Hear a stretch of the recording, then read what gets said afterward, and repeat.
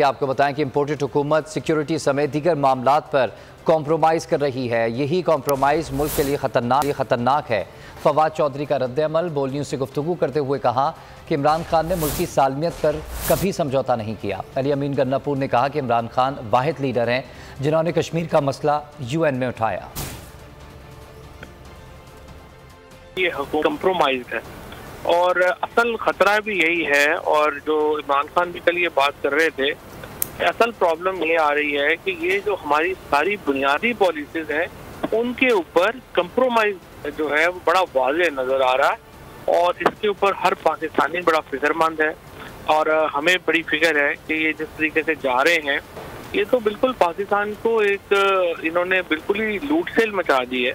और कि जब लास्ट टाइम इमरान खान साहब प्राइम मिनिस्टर गए थे, उन्होंने एक बहुत वाज़ेह पैगाम दिया था पूरी दुनिया को। हैसियत एक प्राइम मिनिस्टर जो कि न्यूक्लियर पावर मुल्क का प्राइम मिनिस्टर था, उसने कहा था कि कश्मीर के मसले के ऊपर दुनिया इंटरवीन करे, वरना ये दो सुपर पावर जो है इंडिया और पाकिस्तान, तो अगर कोई इनके दरमियान मसला हल नहीं होगा और कल कशीदगी होगी।